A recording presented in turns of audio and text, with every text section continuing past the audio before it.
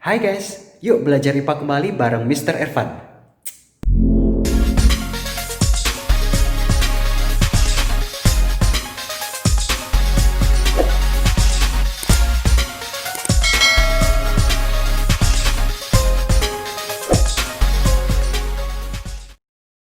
Hai guys, pada video sebelumnya kita telah membahas tentang perkembangbiakan tumbuhan secara generatif, di mana perkembangbiakan tersebut membutuhkan atau memiliki peran dominan pada bunga. Lantas, bagaimana tumbuhan yang tidak memiliki bunga? Perkembangbiakan tumbuhan secara vegetatif adalah perkembangbiakan tumbuhan yang hanya melibatkan satu induk saja. Dapat dikatakan bahwa perkembangbiakan secara vegetatif adalah perkembangbiakan tanpa melalui kawin. Perkembangbiakan vegetatif ini dapat dibagi menjadi dua, yaitu vegetatif alami dan vegetatif buatan. Vegetatif alami tidak melibatkan campur tangan manusia. Contoh vegetatif alami yang pertama adalah spora. Kotak spora atau sporangium akan pecah, lalu spora akan keluar dan jatuh di tempat yang cocok.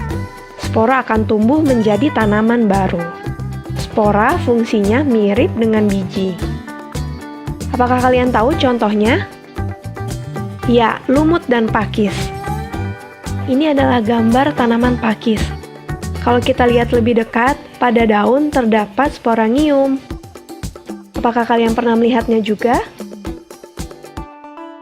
Yang kedua adalah tunas. Tunas adalah tumbuhan muda yang baru tumbuh dari bagian tubuh induk tumbuhan. Pasti kalian sudah mengenal contohnya. Pisang dan bambu.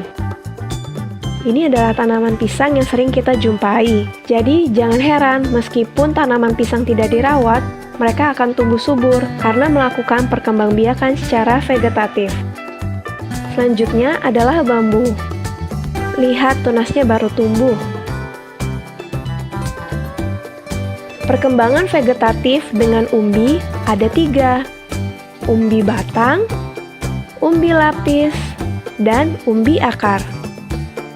Kita mulai dari umbi batang.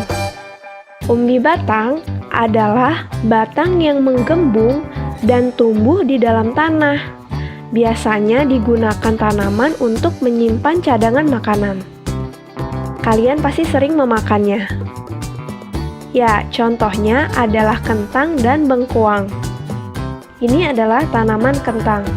Jadi, ketika kalian menanam kentang, dari kentang itu akan tumbuh tunas-tunas baru yang nantinya akan menjadi pohon kentang. Umbi lapis. Umbi lapis adalah lapisan-lapisan daun atau susunan yang berlapis-lapis yang mengelilingi batang dan tumbuh di dalam tanah.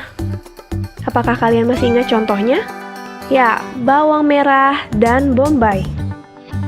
Jadi, ketika kalian menanam bawang di suatu media, entah air ataupun pupuk atau tanah, bawang itu akan menumbuhkan tunas baru seperti yang pada gambar ini. Umbi akar.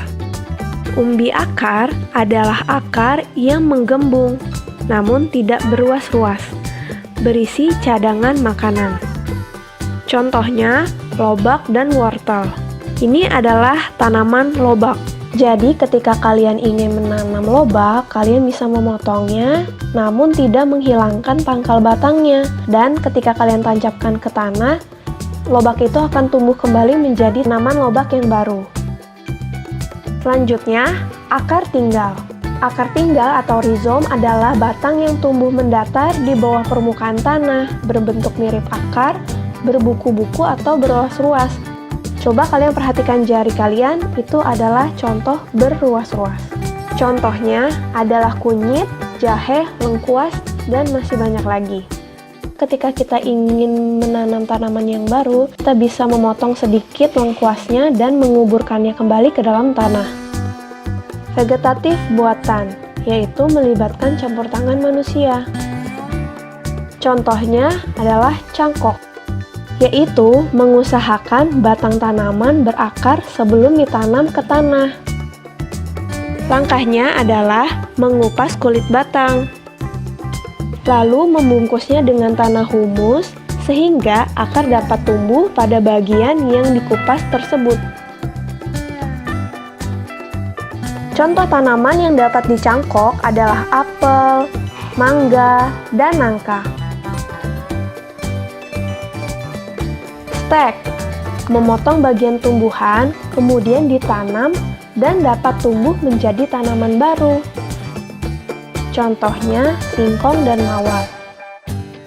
Nah, jadi batang singkong kamu potong, lalu tinggal kamu tancapkan saja ke tanah dan batang itu akan menumbuhkan akar dan jadilah tanaman yang baru.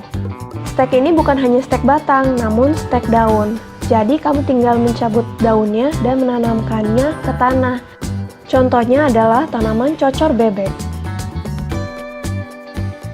Selanjutnya, sambung, yaitu menggabungkan dua batang tanaman yang sejenis. Wah, unik sekali ya. Contoh tanaman yang melakukan perkembangan vegetatif dengan cara disambung adalah singkong dan mawar. Perhatikan gambar batang mawar yang nantinya akan disambung, lalu diikat dengan baik agar menyatu sempurna. Biasanya hal ini dilakukan untuk menggabungkan dua keunggulan tanaman. Nah, ini adalah contoh dari hasil penyambungan mawar merah dan mawar putih. Indah ya? Merunduk, yaitu mengusahakan bagian batang tanaman agar mengenai tanah atau merundukannya. Kemudian dibenamkan oleh tanah. Contoh tanaman yang dapat berkembang biak dengan cara merunduk adalah apel dan stroberi. Perhatikan contohnya. Jadi ketika dirundukkan, pada batang tersebut akan tumbuh akar. Ketika sudah tumbuh akar, batang tersebut akan dipotong dan kemudian dipisahkan agar menjadi tanaman yang baru.